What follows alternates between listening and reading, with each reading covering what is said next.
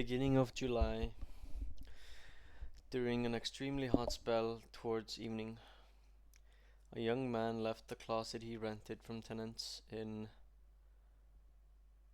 Lane, walked out to the street, and slowly, as if indecisively, headed for the Cogan Bridge. He had safely avoided meeting his landlady on the stairs. His closet was located just under the roof of a tall, five-storied house, and was more like a cupboard than a room. As for the landlady from whom he rented this closet with dinner and maid service included, she lived one flight below, in separate rooms, and every time he went out he could not fail to pass by the landlady's kitchen, the door of which almost always stood wide open to the stairs. And each time he passed by, the young man felt some painful and cowardly sensation, which made him wince with shame. He was over his head in debt to the landlady, and was afraid of meeting her. It was not that he was so cowardly and downtrodden, even quite the contrary, but for some time he had been in an irritable and tense state, resembling hypochondria. He was so immersed in himself and had isolated himself so much from everyone that he was afraid not only of meeting his landlady but of meeting anyone at all. He was crushed by poverty, but even his strained circumstances had lately ceased to burden him. He had entirely given up attending to his daily affairs and did not want to attend to them. As a matter of fact, he was not afraid of any landlady, whatever she might be plotting against him. But to stop on the stairs, to listen to all sorts of nonsense about this commonplace rubbish, which he could not care less about, all this badgering for payment, these threats and complaints, and to have to dodge all the while, make excuses, lie, oh, no, better to steal cat-like down the stairs, somehow, and slip away unseen by anyone. This time, however, as he walked out to the street, even he was struck by his fear of meeting his creditor. I want to attempt such a thing, and at the same time I'm afraid of such trifles, he thought with a strange smile. Yes. Man has it all in his hands, and it all slips through his fingers from sheer cowardice. That is an axiom. I wonder, what are people most afraid of? A new step? Their own new world? That's what they're most afraid of. I babble too much. However, that's why I don't do anything. Because I babble. However, maybe it's like this. I babble because I don't do anything. I've learned to babble over this past month, lying in a corner day in and a day out, thinking about Cuckoo Land. Why on earth am I going now? Am I really capable of that? Is that something serious? No, not serious at all. I'm just toying with it, for the sake of fantasy. A plaything. Yes, a plaything, if you like. It was terribly hot out, and moreover it was close, crowded, lime scaffolding, bricks, dust everywhere, and that special summer stench known so well to every Petersburger who cannot afford to rent a summer house. All at once these things unpleasantly shook the young man's already overwrought nerves. The intolerable stench from the taverns, especially numerous in that part of the city, and the drunkards he kept running into even though it was a weekday, completed the loathsome and melancholy coloring of the picture. A feeling of the deepest revulsion flashed for a moment in the young man's fine features, Incidentally, he was remarkably good looking, taller than average, slender and trim, with beautiful dark eyes and dark blonde hair. But soon he lapsed as if into deep thought, or even more precisely into some sort of oblivion, and walked on noticing he walked on no longer noticing what was around him, and not wishing to notice. He only muttered something to himself from time to time, out of that habit of monologues he had just confessed to himself, and at the same moment he was aware that his thoughts sometimes became muddled, and that he was very weak. It was the second day that he had almost nothing to eat. It was the second day that he had almost nothing to eat. He was so badly dressed that another man, even an accustomed one, would have been ashamed to go out in such rags during the daytime. However, the neighborhood was such that it was hard to cause any surprise with one's dress. The proximity of the Haymarket, the abundance of certain establishments, a population predominantly of craftsmen and artisans who clustered in the central Petersburg streets and lanes, sometimes produced such a motley of types in the general panorama that to be surprised at meeting any sort of figure would even have been strange. But so much spiteful contempt was already stored up in the young man's soul that, for all his sometimes very youthful touchiness, le- he was least ashamed of his rags in the street. It was a different matter when he met some acquaintances or former friends, whom he generally disliked meeting, and yet when a drunk man who was just then being taken through the street in an enormous cart harnessed to an enormous cart horse, no one knew why or where, suddenly shouted to him as he passed by, "Hey, you, German hatter!" pointing at him and yelling at the top of his lungs. The young man suddenly stopped and convulsively clutched his hat. It was a tall, cylindrical Zimmerman hat, but all worn out, quite faded, all holes and stains, brimless and dented, so that it stuck out to an ugly angle. Yet it was not shame, but quite a different feeling, even more like fear, that seized him. "I just knew it," he muttered in confusion. "It's just as I thought. That's the worst of all. Some stupid thing like that, some trivial detail, can ruin the whole scheme. Yes, the hat is too conspicuous, ludicrous, and therefore conspicuous. My rags certainly call for a cap, even if it's some old pancake. Not this monster. Nobody wears this kind.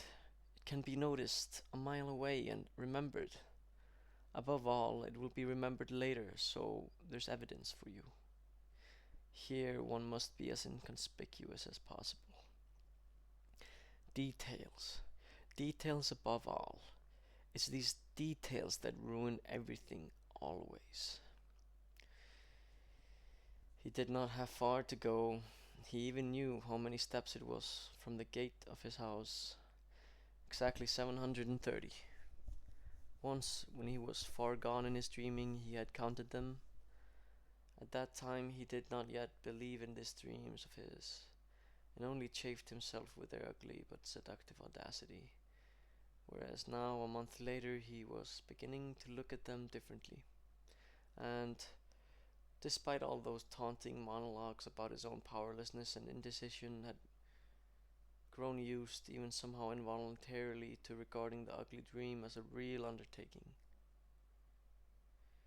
Though he still did not believe himself, now he was even going to make a trial of his undertaking, and at every step his excitement grew stronger and stronger.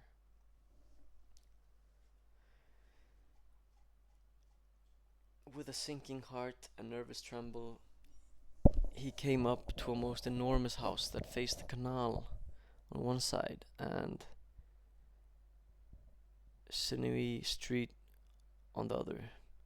The house was all small apartments, inside, and was inhabited by all sorts of working people: tailors, locksmiths, cooks, various Germans, girls living on their own, petty clerkdom, and so on. People kept coming and going, darting through both gateways and across both courtyards. 3 or 4 caretakers worked there. The young man was very pleased not to have met any of them, and slipped inconspicuously from the gate directly to the stairway on the right. The stairway was dark and narrow, a back stairway, but he had known and made a study of all that before, and he liked the whole situation in that darkness. Even a curious glance was no danger. If I'm so afraid now, what if it really should somehow get down to the business itself? He thought involuntarily, going up to the 4th floor. There his way was blocked by some porters, ex-soldiers who were moving furniture out of one apartment. He already knew from before that a German, an official, had been living in that apartment with his family. It means the German is now moving out, which means that on the 4th floor of the stairway, on this landing, for a while only the old woman's apartment will be left occupied. That's good. Just in case. He thought again and rang at the old woman's apartment.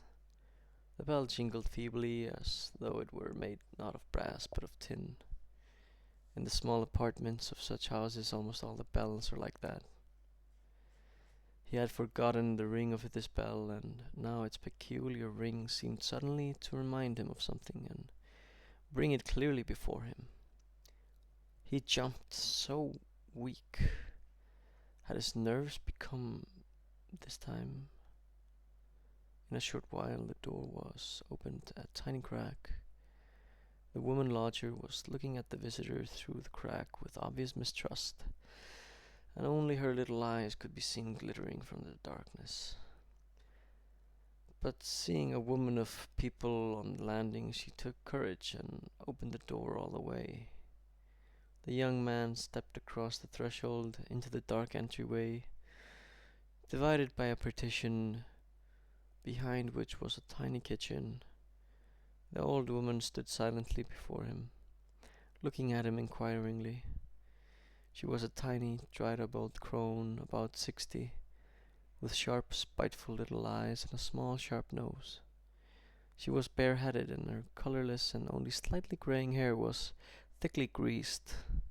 Her long, thin neck, which resembled a chicken's leg, was wrapped in some flannel rags, and despite the heat, a fur-trimmed jacket, completely worn out and yellow with age, hung loosely from her shoulders. The little old woman coughed and groaned all the time. The young man must have glanced at her with some peculiar glance, because the earlier mistrust suddenly flashed into her eyes again.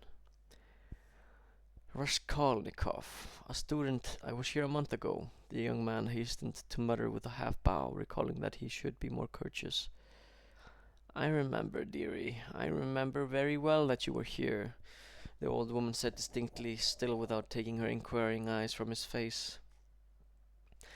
And so again, ma'am, on the same little business, Raskolnikov continued, a bit disconcerted and surprised by the old crone's mistrust.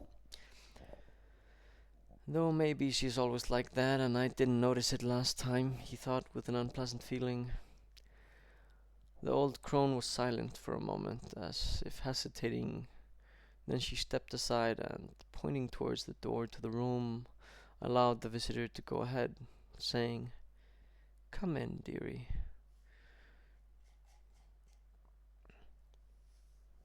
The small room into which the young man walked, with yellow wallpaper, geraniums, and muslin curtains in the windows, was at that moment brightly lit by the setting sun. So the sun will be shining the same way then. flashed as if haphazardly through Raskolnikov's mind. Same way then. And with a quick glance he took in everything in the room in order to study and remember the layout as well as possible. But there was nothing special in the room. Furniture, all very old and of yellow wood, consisted of a sofa with a huge curved wooden back, a round table of an oval shape in front of a sofa, a dressing table with a mirror between the windows, chairs against the walls, and 2 or 3 halfpenny prints in yellow frames portraying German damsels with birds in their hands. That was all the furniture there was. In the corner, an oil lamp was burning in front of a small icon. Everything was very clean. Hi.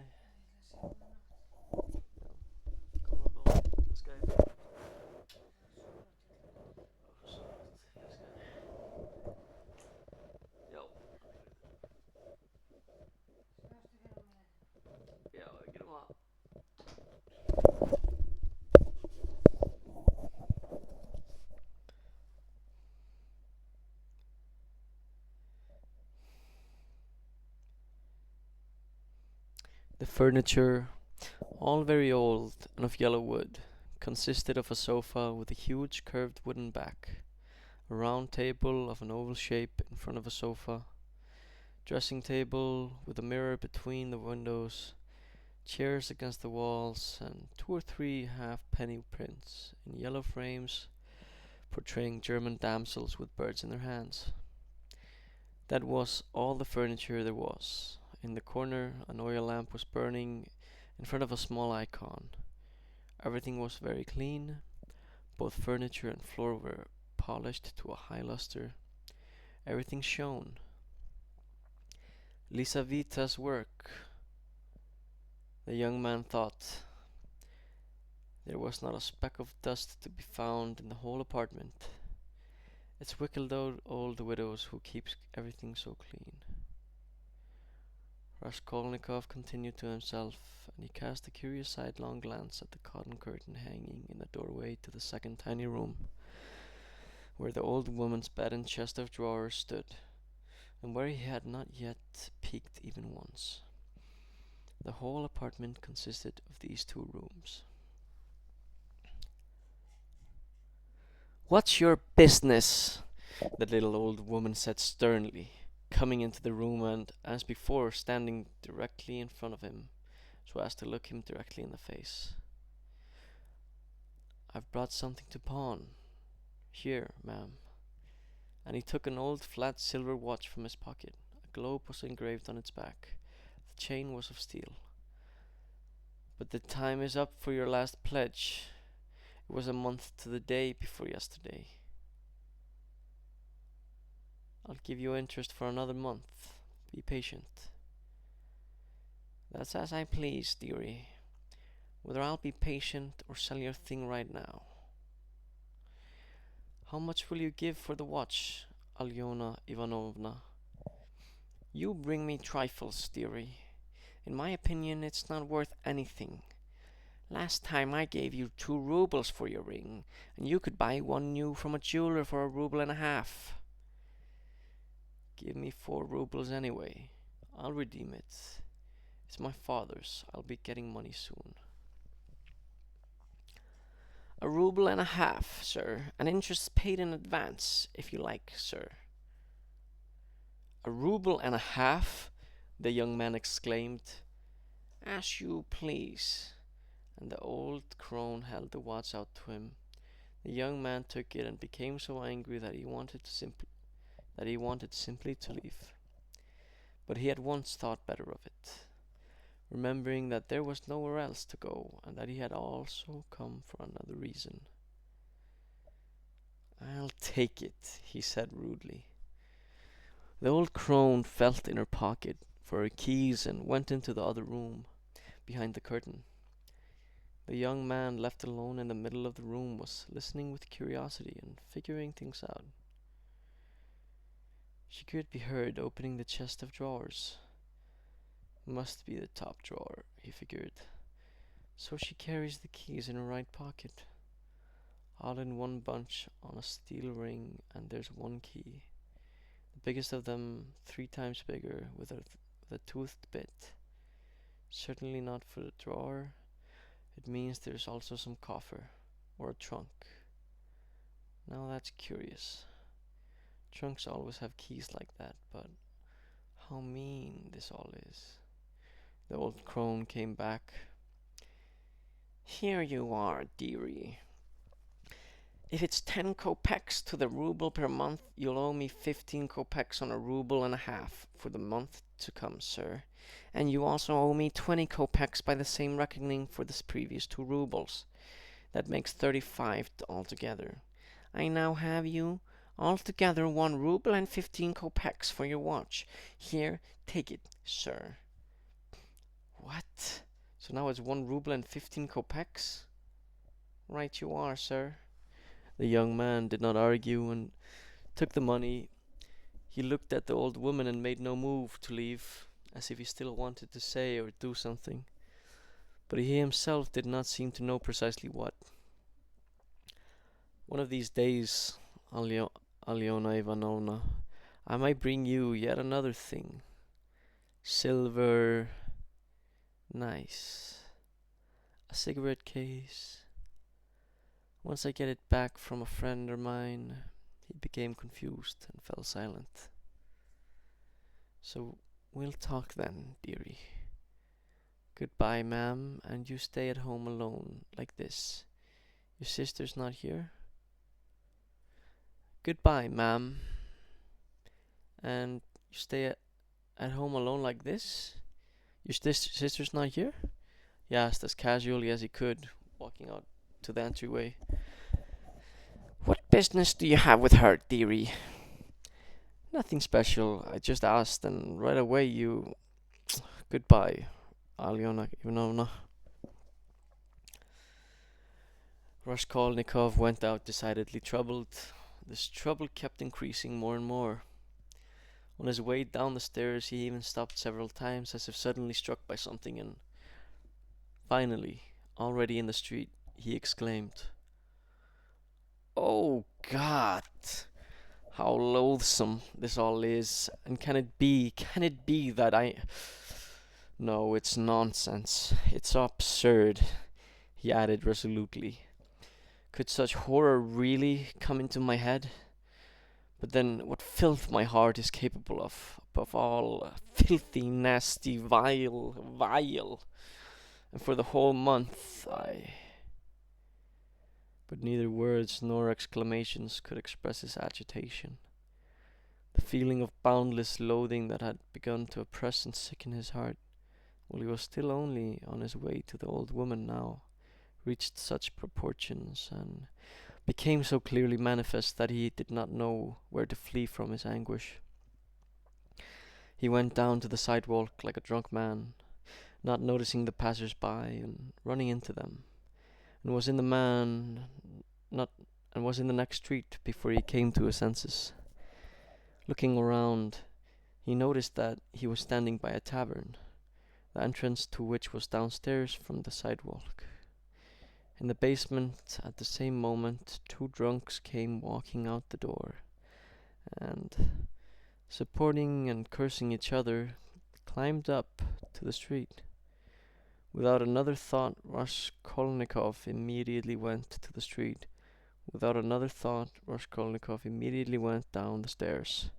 He had never gone into taverns before, but his head was spinning now. And besides, he was tormented by a burning thirst. He wanted to drink some cold beer, all the more so in that he attributed his sudden weakness to hunger. He sat down in a dark and dirty corner, at a sticky little table, asked for a beer, and greedily drank the first glass. He immediately felt all relieved, and his thoughts became clear. "It's all nonsense," he said hopefully, and there was nothing to be troubled about. Just some physical disorder. 1 glass of beer, a piece of dry bread, and see, in an instant the mind gets stronger, the thoughts clearer, the intention firmer. how paltry it all is. But in spite of this scornful spitting, he already looked cheerful, as if he had freed himself all at once of some terrible burden, and cast an amiable glance around at the people there. Yet even at that moment he had a distant foreboding that all this receptiveness to the good was all morbid. There were few people left in the tavern by then, just after the two drunks he had run into on the stairs. A whole party left together, 5 men or so, with one wench and an accordion. After them, the place became quiet and roomy. There remained one man who looked like a tradesman, drunk, but not very, sitting over a beer. His friend, fat, enormous, in a tight-waisted coat and with a grey beard, who was quite drunk, had dozed off on the bench, and every once in a while, as if half awake, would suddenly start snapping his fingers, spreading his arms wide and jerking the upper part of his body without getting up from the bench, while he sang some gibberish, trying hard to recall the verses. Something like, "The whole year long he loved his wife. The whole year long he loved his wife." Or again, suddenly waking up, "Down Podjacheskaya he did go. He met a girl he used to know." But no one shared his happiness.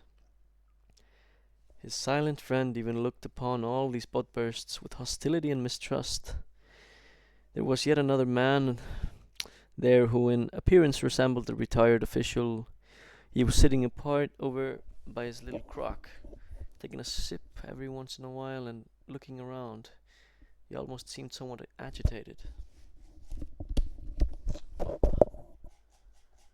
Oh, that's chapter 1. My eyes burning. They're burning.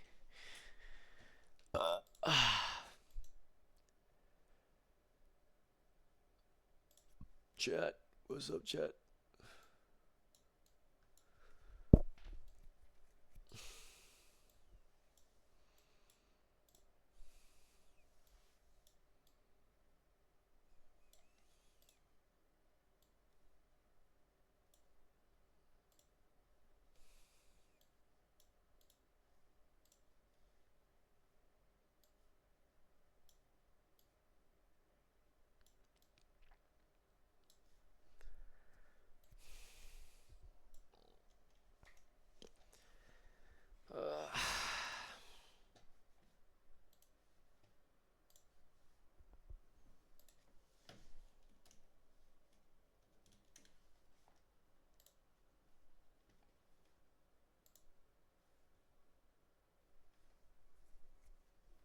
Now it's the weather.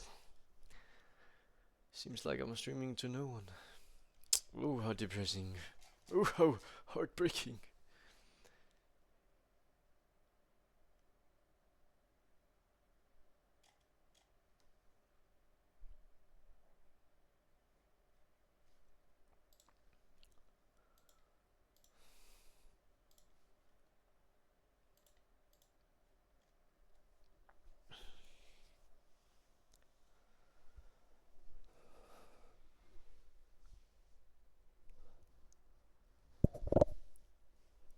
I'm gonna take a short break and read the second half, or the second chapter in a little bit.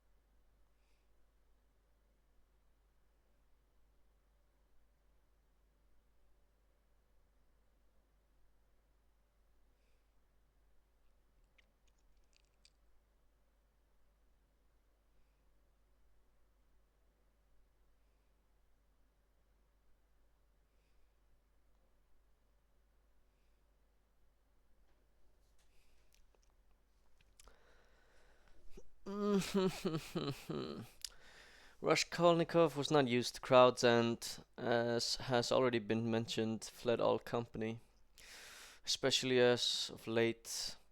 But now something suddenly drew him to people. Something new was happening in him, as it were, and with that a certain thirst for people made itself felt. After a whole month of this concentrated anguish, this gloomy excitement of his, he was so tired out that he wished, if only for a moment, to draw breath in another world, whatever it might be, and despite all the filthiness of the situation, it was with pleasure that he now went on sitting in the tavern. The proprietor of the establishment was in another room, but frequently came into the main room, descending a flight of stairs from somewhere, his foppish black boots with their wide red tops appearing first. He was wearing a long skirted coat and a terribly greasy black satin waistcoat, with no necktie, and his whole face was as if oiled like an iron padlock. Behind the counter was a lad of about 14, and there was another young lad who served when anything was asked for. There were chopped pickles, dry black bread, and fish cut into pieces, all quite evil smelling, and it was so stuffy that it was almost impossible to sit there. And everything was so saturated with wine smell that it seemed one could get drunk in 5 minutes from the air alone. We sometimes encounter people, even perfect strangers, who begin to interest us at first sight. Somehow, suddenly, all at once, before a word has been spoken. Such was precisely the impression made on Raskolnikov by the guest who sat apart and looked like a retired official. Later, the young man recalled the first impression more than once, and even ascribed it to a presentiment. He kept glancing at the official, also no doubt because the latter was looking persistently at him, and one could see that he very much wanted to start a conversation. But at the others in the tavern, not excluding the proprietor, the official looked somehow habitually and even with boredom, and at the same time also with a certain shade of haughty disdain, as at people of lower position and development with whom he saw no point in talking. He was a man already past 50, of average height and solid build, with some grey in his hair and a large bald spot, with a yellow, even greenish face, swollen from constant drinking, and with puffy eyelids behind which his reddish eyes shone, tiny as slits but lively. Yet there was something very strange in him. His eyes seemed even to be lit with rapture. Perhaps there was sense and reason as well, but at the same time there seemed also to be a flicker of madness in them. He was dressed in an old, completely ragged black frock coat, which had shed all its buttons. Only one still somehow hung on, and this one he kept buttoned, obviously not wishing to shirk convention. From under his nankeen waistcoat a shirt front stuck out, all crumpled, soiled, and stained. His face had been shaved in official style, but a good while ago, so that thick blue-grey bristles were beginning to show on it. There was indeed something solidly official in his ways. Yet he was agitated, kept ruffling something.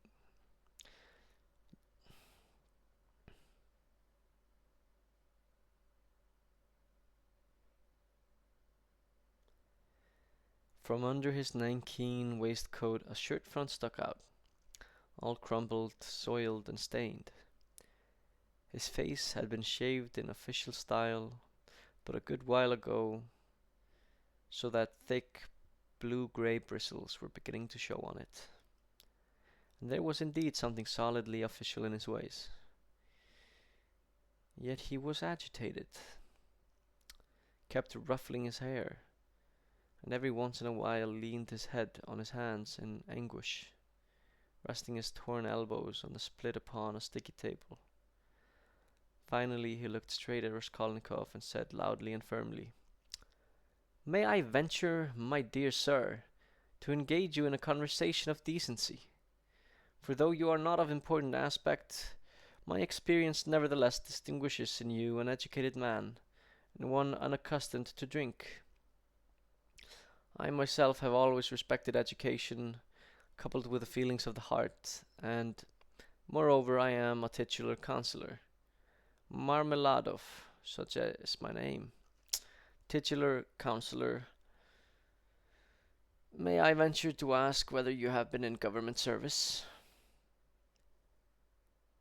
No, studying, the young man replied, surprised partly at the peculiarly ornate turn of speech and partly at being addressed so directly, point blank. In spite of his recent momentary wish for at least some communion with people, at the first word actually addressed to him he suddenly felt his usual unpleasant and irritable feeling of loathing towards any stranger who touched or merely wanted to touch his person. A student, then, or a former student, the official cried. Just as I thought. Experience, my dear sir, oft repeated experience. And he put his fingers to his forehead in a sign of self-praise. You were a student, or were engaged in some scholarly pursuit. Allow me. He rose slightly, swayed, picked up his little crock and glass, and sat himself down with the young man, somewhat Kate Coroner to him. He was drunk, but spoke loquaciously and glibly, only now and then getting a bit confused in places and dragging out his speech. He even fell upon Raskolnikov with a sort of greediness, as though he, too, had not talked to anyone for a whole month. My dear sir, he began almost solemnly, poverty is no vice. That is the truth. I know that drunkenness is also no virtue, and that is even more so. But destitution, my dear sir, destitution is a vice, sir. In poverty you may still preserve the nobility of your inborn feelings, but in destitution no one ever does. For destitution one does not even get driven out of human company with a stick. One is swept out with a broom, to make it more insulting, and justly so. For in destitution I am the first to insult myself. Hence the drinking. My dear sir, a month ago, Mr. Lebashyatnikov gave my wife a beating, and my wife is a far cry from me. Do you understand, sir? Allow me to ask you something else. If only for the sake of curiosity, did you ever happen to spend your nights on the Neva? On the hay barges? No, never, Raskolnikov replied. Why do you ask? Well, sir, but that's where I've come from, and it's already the 5th night, sir. He poured himself a glass, drank it, and lapsed into thought. Indeed, one could see bits of hay stuck here and there on his clothes and even in his hair. It was quite possible that he had not undressed and washed for 5 days.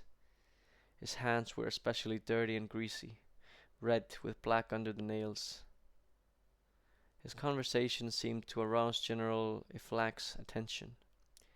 The lads at the counter began to snigger. It seemed the proprietor came down from the upstairs room on purpose to listen to the funny man, and sat some distance away, occasionally yawning, lazily but grandly. It was obvious that Marmeladov had long been a familiar here there. It was obvious that Marmeladov had long been familiar there, and his penchant for ornate speech he had probably acquired as a result of his habit of frequent tavern conversation with various strangers. This habit turns into a necessity for certain drunkards, mostly those who are treated harshly and ordered about at home. Hence, in a company of drinkers, they always seem eager to solicit justification for themselves and, if possible, even respect as well. Funny man, the proprietor said loudly. And why don't you work? Why don't you serve, since you're an official? Why do I not serve? My dear sir, Marmeladov picked up, addressing Raskolnikov exclusively, as if it were he who had asked the question. Why do I not serve? And does my heart not ache over this vain groveling? When Mr. Lebeshyatnikov gave my wife a beating a month ago with his own hands, while I was lying there in my cups, did I not suffer? Excuse me, young man, has it ever happened to you? Hmm? Let's say to ask hopelessly for a loan of money.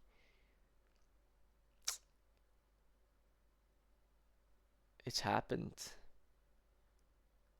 That is, what do you mean by hopelessly? That is, completely hopelessly, sir, knowing beforehand that nothing will come of it. Say, for example, you know beforehand and thoroughly well that this man, this most well intentioned and most useful citizen, will under no circumstances give you any money, for why should he? May I ask? He knows I won't repay it out of compassion, but Mr. Lebeshyatnikov, who follows all the new ideas, explained the other day that in our time compassion is even forbidden by science, as it's already happened in England where they have political economy. Why, then, should he give, may I ask? And so, knowing beforehand that he will not give anything, you still set out on your way and... But why go? Raskolnikov put in. And what if there is no one else? If there is nowhere else to go? It is necessary that every man have at least somewhere to go, for there are times when one absolutely must go at least somewhere. When my only begotten daughter went out for the first time with a yellow pass, and I went too, then, for my daughter lives on a yellow pass, sir, he added, parenthetically, glancing somewhat worriedly at the young man. Never mind, my dear sir, never mind, he hastened to declare at once, and with apparent calm, when both lads at the counter snorted and the proprietor himself smiled. Never mind, sir, I am not troubled by this wagging of heads, for everything is already known to everyone, and everything hidden will be made manifest. I regard it not with disdain, but with humility. Let it be, let it be. Behold the man. Excuse me, young man, but can you, or no, to expound it more forcefully and more expressively, not can you, but would you venture, looking upon me at this hour, to say of me affirmatively that I am not swine? The young man did not answer a word. Well, sir, the orator went on, having waited sedately and this time with greater dignity for the renewed sniggering in the room to die down. Well, sir, so I am a swine, and she is a lady. I have the image of a beast, and Katerina Ivanovna, my spouse, is an educated person and by birth an officer's daughter. Granted, I am a scoundrel. Well, she has a lofty heart, and is full of sentiments, ennobled by good breeding, and yet... Oh, if only she felt pity for me. Oh, my dear sir, but it is necessary that every man have at least one such place where he, too, is pitied. And that Katerina Ivanovna, though she is a magnanimous lady, is unjust. And though I myself understand that when she pulls me by these tufts of mine, she does it for no other reason than her heart's pity. For, I repeat it, without embarrassment, she does pull these tufts of mine, young man, he confirmed with increasing dignity, having heard more sniggering. But God, if she would only just once... But no, no, it is all in vain, and there is no use talking, for my wish has already been granted more than once, and already more than once I have been pitied. But such is my trade, and I am born brute. That you are, the proprietor remarked, yawning. Marmeladov banged his fist resolutely on the table. Such is my trait. Do you know, do you know, sir, that I even drank up her stockings? Not her shoes, sir, for that would at least somehow resemble the order of things. But her stockings. I drank up her stockings, sir. Her Angora kerchief I also drank up, a gift, a former one, hers, not mine. And our corner is cold, and this winter she caught a chill and took out coughing, with blood now. We have 3 small children, and Katerina Ivanovna works day and night, scrubbing and cleaning, and washing the children, for she has been used to cleanliness since childhood. And she has a weak chest, and is inclined to consumption, and I feel it. Do I not feel it? And the more I drink, the more I feel it. It is for this that I drink, that in drinking I may see compassion and feeling. It is not joy I seek, but sorrow only. I drink, for I wish doubly to suffer. And he bent his head to the table as if in despair. Young man, he continued, unbending again, in your face I read, as it were, a certain sorrow. I read it when you entered, and therefore I addressed you at once. For by telling you the story of my life, I do not wish to expose myself to disgrace before these lovers of idleness, who know everything anyway, but am seeking a sensitive and educated man. Know then that my spouse was educated in an aristocratic Know then that my spouse was educated in an aristocratic provincial institute for the nobility, and at her graduation danced with a shawl before the governor and other notables, for which she received a gold medal and a certificate of merit. The medal, well, we sold the medal long ago. The certificate of merit is still lying in her trunk. She showed it to our landlady just recently, and though she is in the most ceaseless strife with our landlady, still she wished to feel proud before someone at least, and to tell of the happy days gone by.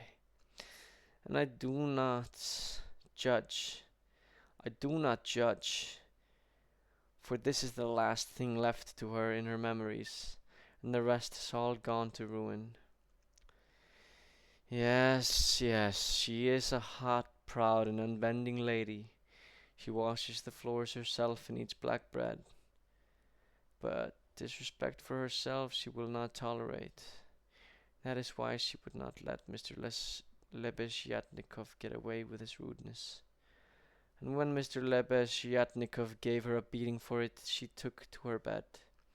Not so much from the beating as from emotion. She came to me already a widow with 3 children, each one smaller than the next. She had married her first husband, an infantry officer, out of love, and eloped with him from her parental home. She loved her husband exceedingly, but he got into card playing, was taken to court, and thereupon died. He used to beat her towards the end, and though she would not let him get away with it, as I am informed of a certainty, and with documents, yet to this day she remembers him with tears, and holds him up to me in reproach. And I am glad, for at least in her imaginings she beholds herself as having once been happy. And after him she was left with 3 young children in a remote and savage district, where I was living at the time, and she was left in such hopeless destitution as I, though my adventures have been many and varied, am scarcely able to describe. And her relations had all renounced her. Besides, she was proud, much too proud, and it was then, my dear sir, it was then that I, being a widower myself and having a 14-year-old daughter for my first wife, offered her my hand, for I could not look on at such suffering. You may judge thereby what degree her calamities had reached, if she, well educated and well bred, and of a known family, consented to marry me. But she did. Weeping and sobbing, and wringing her hands she did, for she had nowhere to go. Do you understand? Do you understand, my dear sir, what it means when there is no longer anywhere to go? No, that you do not understand yet. And for a whole year I fulfilled my duties piously and sacredly and did not touch this. He jabbed a finger at this bottle. For I do have feelings. But even so I could not please her, and then I lost my position. Also through no fault of my own, but because of a change of staff. And then I did touch it. It is now a year and a half since we finally ended up. After much wandering and numerous calamities in the splendid capital adorned with numerous monuments, and here I found a position. Found it and lost it again. Do you understand, sir? This time I lost it through my own fault. For this trait of mine appeared again. This time I lost it through my own fault. For this trait of mine appeared again. We now live in a corner at Amalia Fyodorovna Lipoveshel, and what we live on and pay with I do not know. There are many others living there besides ourselves.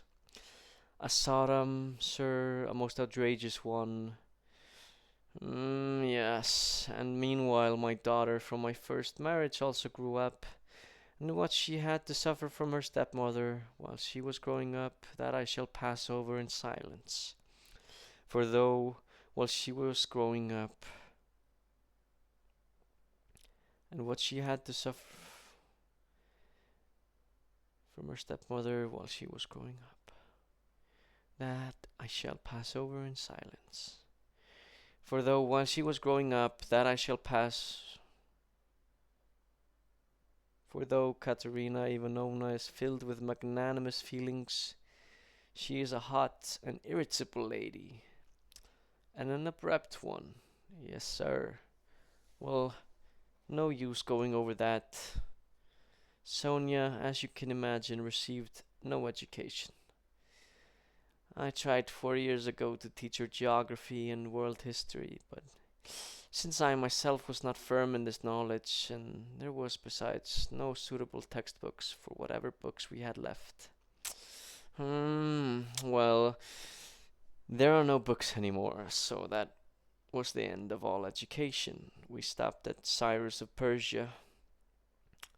Later, having reached maturity, she read several books of a novelistic purport, and recently, thanks to Mr. Lebeshyatnikov, one more book, Louis' Physiology. Perhaps you know it, sir. Read it with great interest and even recited some extracts aloud for us. That is the whole of her enlightenment. And now, my dear sir, I will address you with a private question of my own. How much, in your opinion, can a poor but honest girl earn by honest labor? Not even 15 kopecks a day, sir. If she is honest and has no special talents, and even then only if her hands are never still for a moment, and even then the state councillor, Klopstock Ivan Ivanovich, perhaps you've heard of him, has not only still not paid for the half-dozen Holland shirts she made him, but even offended her and chased her away, stamping his feet and calling her bad names, on the pretext that the collars were the wrong size and too pointed. And here the children were hungry, and here Katerina Ivanovna was pacing the room, wringing her hands, and flushed spots came out on her cheeks. As always happens with this illness. You live with us, she says. You good for nothing. You eat and drink and use up warmth. And what is there to eat and drink if even the children don't see a crust of bread for 3 days on end? I was lying there, well, what of it? Lying there in my cups, sir, and I heard Sonia say, she's uncomplaining and has such a meek little voice. She's fair, her face is always so pale, within. And so she said, "What, Katerina Ivanovna? Must I really go and do such a thing?" And Darya Frantsevna, an ill-meaning woman and one oft known to the police, had already made inquiries 3 times to the landlady. And what? Katerina Ivanovna answered mockingly, "What's there to save? Some treasure? But do not blame her. Do not blame her, my dear sir. Do not blame her. She said this not in her right mind, but in emotional agitation, in sickness, and with the children crying from hunger, and said it, besides, more for the sake of the insult than in any strict sense, for such is Katerina Ivanovna's character. And when the children get to crying, even if it's from hunger, she starts beating them at once. So then, some time after 5, I see Sonechka get up, put on her kerchief, put on her wrap, and go out. And she came back home after 8. She came in, went straight to Katerina Ivanovna, and silently laid 30 rubles on the table in front of her. Not a word with it, not even a glance. She just took her big green flannel shawl. We have this one flannel shawl for all of us. Covered her head and face with it completely, and lay down on her bed, face to the wall. Only her little shoulders and her whole body kept trembling. And I was lying there in the same aspect as previously, sir. And then I saw a young man. After that I saw Katerina Ivanovna go over to Sonechka's bed, also without saying a word, and for a whole evening she stayed kneeling at her feet, kissing her feet, and would not get up. And then they both fell asleep together, embracing each other. Both, yes, sir. And I was lying there in my cups, sir. Marmeladov fell silent as though his voice had failed him. And then suddenly he poured a quick glass, drank it, and grunted. "Since then, my dear sir," he went on after some silence, "since then, owing to an unfortunate occurrence and reports made by ill-meaning persons, which Darya Frantsevna especially abetted on the pretext that she had not been shown due respect, since then my daughter Sofia Semyonovna has been obliged to carry a yellow pass, and under such circumstances could no longer remain with us, for the landlady, Amalia Fyodorovna, would not allow it, though she herself had abetted Darya Frantsevna before, and Mr. Lebeshyatnikov also. Just because of this, just because of Sonia, that this story happened. Because him and Katerina Ivanovna, first he sought after Sonia himself, but then he suddenly got puffed up. "What," he said, "is such an enlightened man as myself to live in the same apartment with such a woman?" And Katerina Ivanovna would not let that pass. She interfered. "Well, so it happened. And now Sonechka comes to us mostly at dusk and helps Katerina Ivanovna and brings whatever means she can. But she lives at the tailor Kapernaumov's. She rents a room from him, and Kapernaumov is lame and tongue-tied, and the whole of his extremely numerous family is also tongue-tied.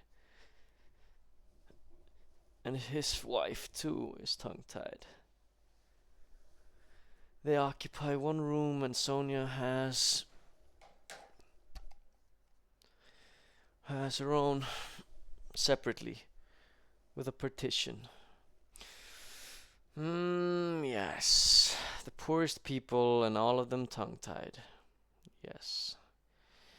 So I got up that next morning, sir, put my rags on, lifted up my hands to heaven, and went to see His Excellency, Ivan Afanasievich.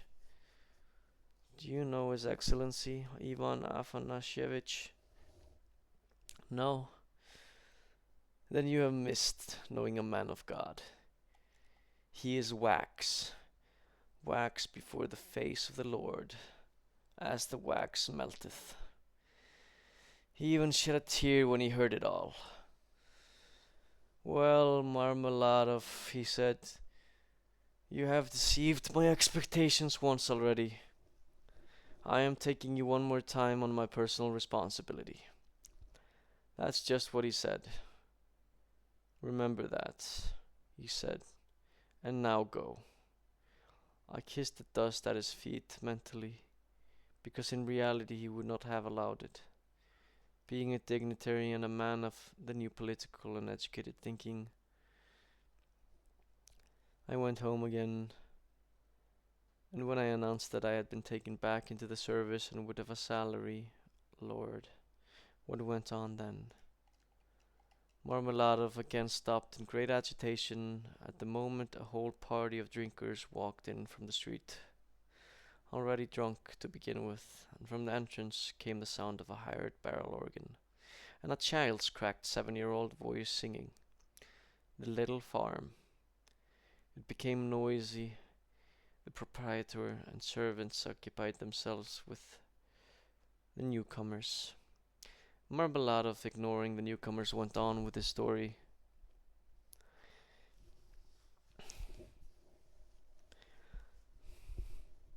Marmeladov again stopped in great agitation. At that moment, a whole party of drinkers walked in from the street, already drunk to begin with, and from the entrance came the sound of a hired barrel organ, and a child's cracked 7-year-old's voice singing "The Little Farm." It became noisy. The proprietor and servants occupied themselves with the newcomers. Marmeladov, ignoring the newcomers, went on with his story. He seemed to have grown quite weak, but the drunker he got, the more loquacious he became. The recollection of his recent success in the service seemed to animate him, and was even reflected in his face as a sort of radiance. Raskolnikov listened attentively. "That was all 5 weeks ago, sir. Yes, as soon as the two of them, Katerina Ivanovna and Sonetchka, found out, Lord, it was just as though I'd moved into the kingdom of God. I used to lie there like a brute. All I heard was abuse, but now they were tiptoeing around, quieting the children. Semyon Sakrach is tired from his work. He's resting. Shh. They brought me coffee before work. With scalded cream. They started getting real cream. Do you hear? How they managed to knock together 11 rubles and 50 kopecks to have me decently outfitted, I don't understand. Boots, cotton shirt fronts, most magnificent. A uniform, they cooked it all up. For 11.50 in the most excellent aspect, sir. The first day I came home after a morning's work, I saw that Katerina Ivanovna had prepared 2 courses. Soup and corned beef with horseradish, which we'd had no notion of before then. She doesn't have any dresses. I mean, not any, sir. And here it was as if she were going to a party all dressed up. And not just in anything, no, she knows how to do it all out of nothing. She fixed her hair, put on some clean collars, some cuffs, and quite a different person emerged, younger and prettier. Sonetchka, my dove, contributed only money, and as for herself, she said, "For the time being it's not proper for me to visit you too often, or only when it's dark, so no one can see me. Do you hear? Do you hear? I went to take a nap after dinner, and what do you suppose? Katerina Ivanovna simply couldn't help herself. Just a week earlier she had quarreled to the ultimate degree with the landlady, Amelia Ivatovarovna. And now she invited her for a cup of coffee. This sad whispering for 2 hours. So, she said, Semyon Sakharich has work now and is getting a salary. And he went to His Excellency himself, and His Excellency came out in person, told everyone to wait, and took Semyon Sakharich by the arm and led him past everyone into the office. Do you hear? Do you hear? Of course I remember your marriage, Semyon Sakharich, and thought you were, and though you were given to the frivolous weakness that you have now promised, and moreover, since without you things have gone badly for us. Hear that? Hear that? I shall now place my hopes, he said, in your gentleman's word. That is, I must tell you, she up and invented it all, and not really out of frivolousness, no, merely to boast, sir. Though she believed it all, she delights in her own fancies. By God, sir, and I do not condemn that. No, I do not condemn it. And 6 days ago, when I brought home my first salary, 23 rubles and 40 kopecks brought it in full.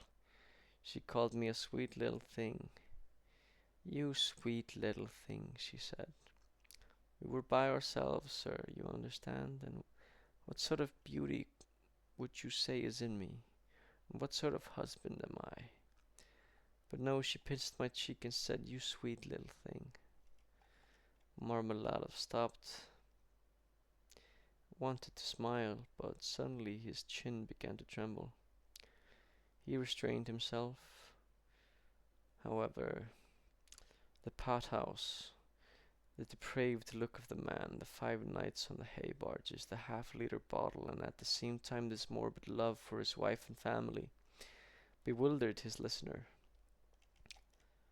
Raskolnikov listened tensely, but with a morbid sensation. He was annoyed that he had stopped at the place. My dear sir, Marmeladov exclaimed, recovering himself. Oh, sir, perhaps this is all just a laughing matter for you, as it is for everyone else. And I am merely bothering you with the foolishness of all these measly details of my domestic life. But for me it's no laughing matter, for I can feel it all. And in the course of that whole paradisal day of my life, and of that whole evening I spent in fleeting dreams, that is how I would arrange it all, and would dress the children, and would give her peace, and would bring back my only begotten daughter from dishonor into the bosom of a family. And so much, so much. It's permissible, sir. And then, my dear sir, Marmeladov suddenly gave a sort of start, raised his head and looked straight at the listener. And then, sir, the very next day after all those dreams, that is exactly 5 days ago, towards evening, by means of cunning deceit, like a thief in the night, I stole the key to Katerina Ivanovna's trunk from her, took out all that remained of the salary I had brought home. I don't remember how much, and now, sir, look at me. All of you, 5 days away from home. They're looking for me there, and it's the end of my service. And my uniform is lying in a tavern near the Egyptian bridge, and these garments I received in exchange for it. And is this the end of everything? Marmeladov struck himself on the forehead with his fist, clenched his teeth, and closed his eyes, and leaned heavily on the table with his elbows. But a moment later his face suddenly changed, and, glancing at Raskolnikov with a certain affected coyness and forced insolence, he laughed and said, and today I went to see Sonia and asked her for the hair of the dog.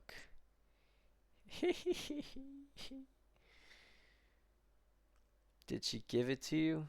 One of the newcomers shouted from the side, shouted and coughed at the top of his lungs.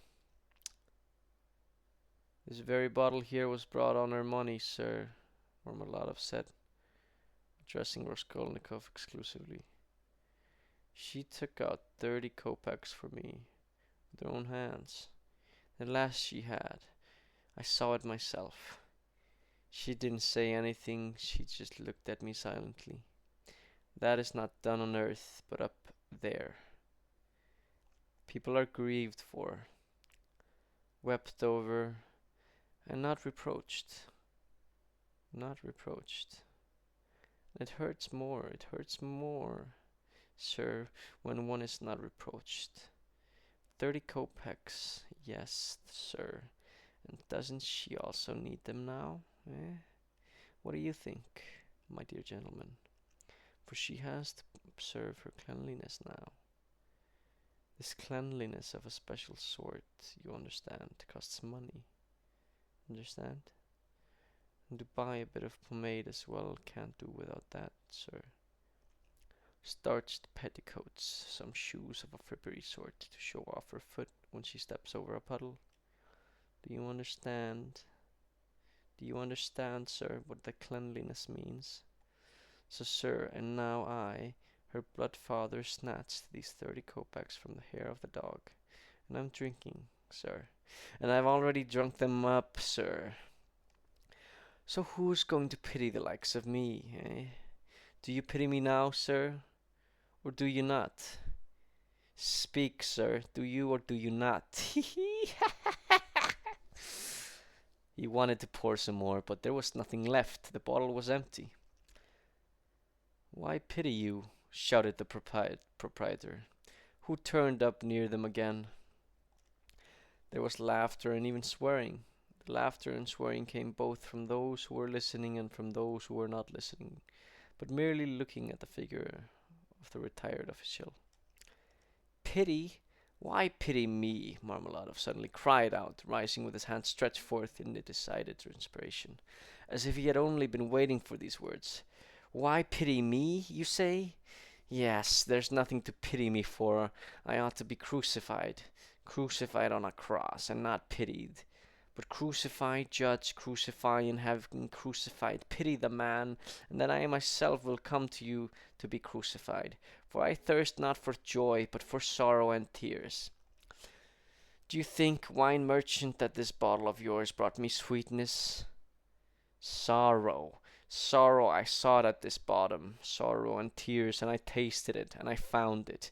And he will pity us who pitied everyone, and who understood all men and all women, he alone, and he is the judge.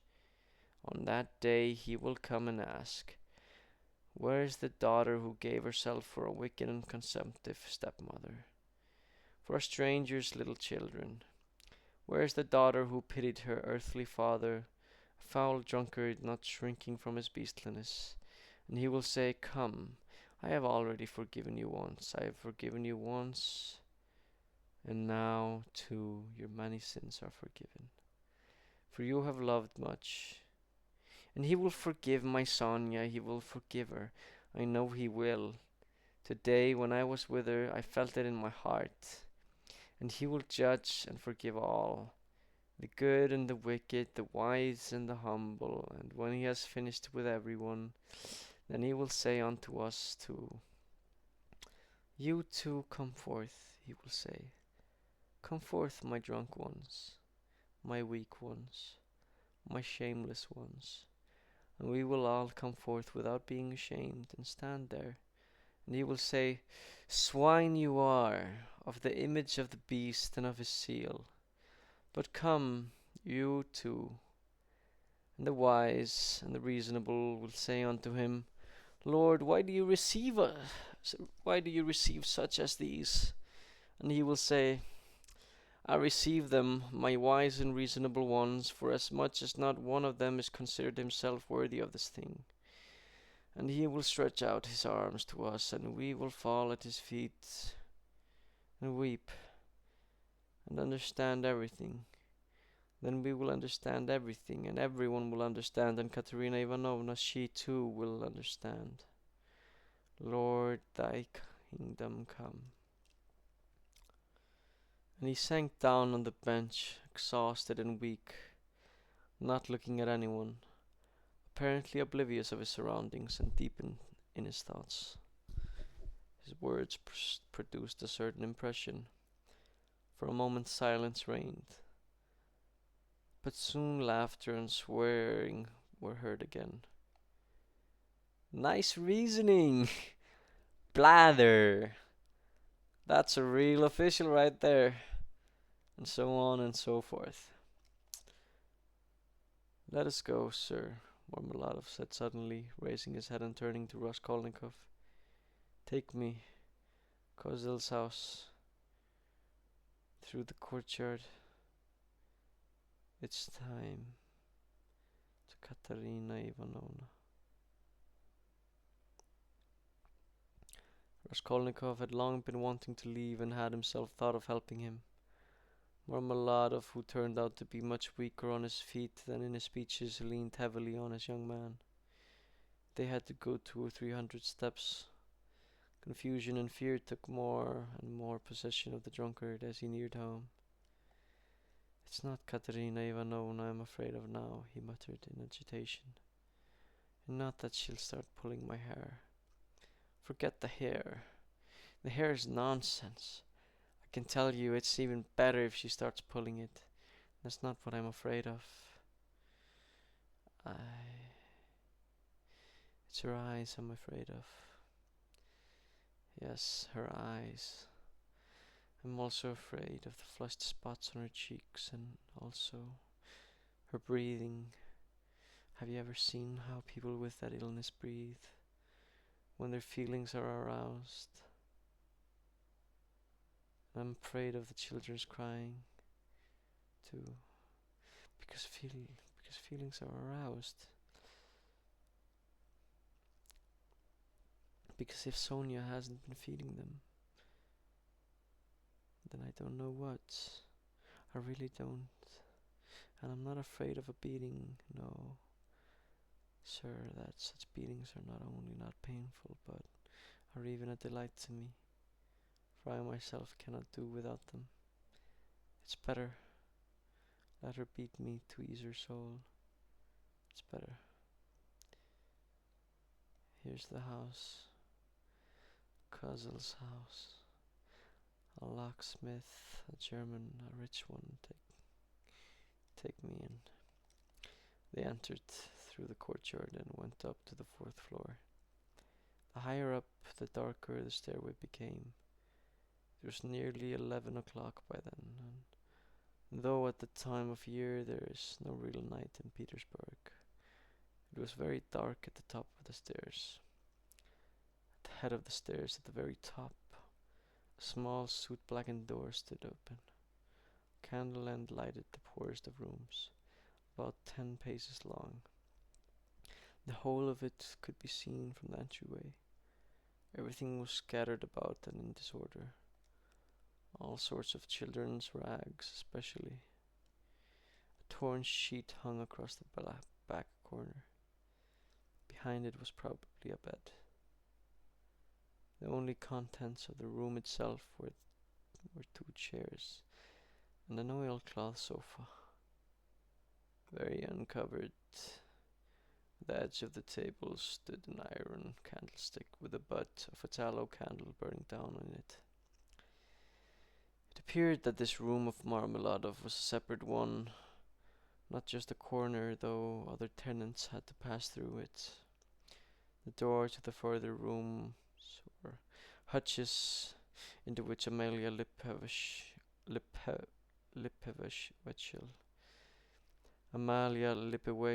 apartments had been divided, was ajar. Behind it there was noise and shouting, goof-laughing and card playing and tea drinking seemed to be going on. Occasionally the most unceremonious words would fly out. Raskolnikov immediately recognized Katerina Ivanovna. She was a terribly wasted woman. Slender, quite tall and trim, still with beautiful dark brown hair, and indeed with flushed spots on her cheeks. She was pacing the small room, her hands pressed to her chest, her lips parched, her breath uneven and gasping. Her eyes glittered as with fever, but her gaze was sharp and fixed, and with the last light of the burnt-down candle end flickering on it, this consumptive and agitated face produced a painful impression. To Raskolnikov she appeared about 30 years old, and Marmeladov was indeed no match for her. She did not hear or notice them as they entered. She seemed to be in some sort of oblivion, not hearing or seeing anything. The room was stuffy, yet she had not opened the window. A stench came from the stairs, yet the door to the stairs was not shut. Waves of tobacco smoke came through the open door from the inner rooms. She was coughing, yet she did not close the door. The smallest child, a girl about 6, was asleep on the floor, sitting somehow crouched with her head buried in the sofa. The boy, a year older, stood in the corner, crying and trembling all over. He had probably just been beaten. The older girl, about 9, tall and thin as a matchstick, wearing only a poor shirt, all in tatters, with a threadbare flannel wrap thrown over her bare shoulders, probably made for her 2 years before, since it now did not even reach her knees, stood in a corner by her little brother, her long arm dry as a matchstick around his neck. She was whispering something to him, apparently trying to calm him, doing all she could to restrain him so that he would not somehow start whimpering again, and at the same time following her mother fearfully with her big, dark eyes, which seemed even bigger in her wasted and frightened little face. Marmeladov knelt just at the door without entering the room and pushed Raskolnikov forward. The woman, seeing the stranger, stopped distractedly in front of him. Having come to her senses for a moment and appeared to be asking herself why he was there, but she must have fancied at once that he was going to some other room and only passing through theirs. Having come to this conclusion and taking no further notice of him, she went to the entryway to close the door and suddenly gave a cry, seeing her husband kneeling there in the doorway. "Ah!" she cried in a frenzy. "He's come back, the jailbird, the monster! Where's the money? It's in your pocket. Show me. And those aren't same clothes. Where are your clothes? Where's the money? Speak!" As she fell to search him, Marmeladov at once spread his arms humbly and obediently to make the search of his pockets easier. Not a kopeck was left of the money. "But where's the money?" she shouted. "Oh Lord, did he really drink up all of it?" There were 12 rubles left in the trunk, and suddenly, in a rage, she seized him by the hair and dragged him into the room. Marmeladov made her efforts easier by meekly crawling after her on his knees. "And it's a delight to me. It's not painful, it's a delight. My dear sir," he kept crying out, being pulled by his hair, all the while, and once even bumping his forehead on the floor. The child, who was asleep on the floor, woke up and started to cry. The boy in the corner could not help himself, trembled, cried out, and rushed to his sister in a terrible fright, almost a fit. The older girl, half awake, was trembling like a leaf. Drank it up, drank up all of it, all of it. The poor woman kept shouting in despair, "And they're not the same clothes. Hungry, hungry," she pointed at the children, wringing her hands. "Oh, curse this life, and you, aren't you ashamed?" She suddenly fell upon Raskolnikov. "Coming from the pothouse, were you drinking with him? Were you drinking with him too?" "Get out!" The young man hastened to leave without saying a word.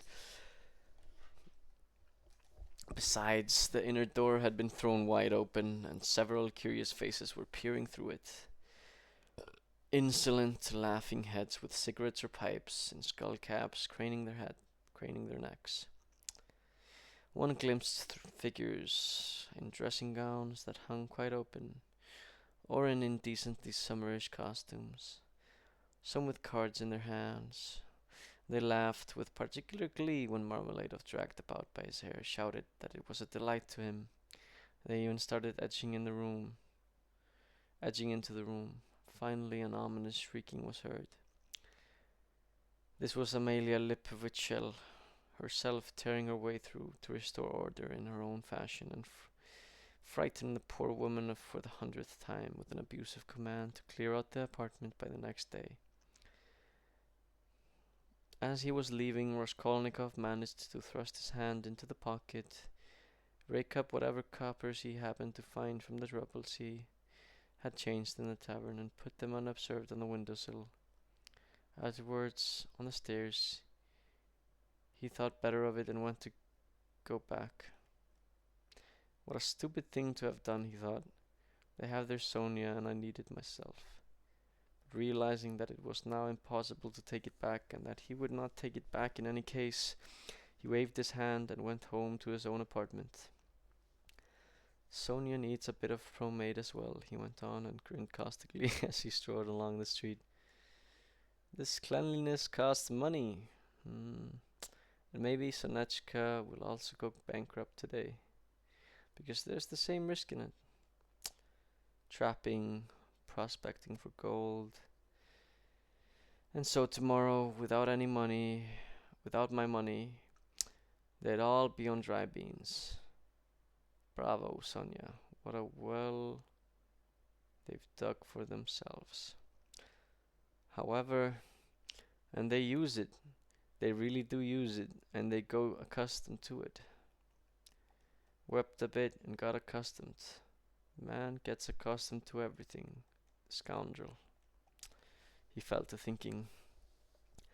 But if that's a lie, he suddenly exclaimed involuntarily, if man, in fact, is not a scoundrel, in general, that is, the whole human race, then the rest is all mere prejudice, instilled fear, and there are no barriers. And that's just how it should be. Oh my god, it's difficult to read. It's difficult. Only 47 pages, but this shit is not easy, man. This shit is like so much, so much content, and honestly, so like it's so rich, like it's a really good story.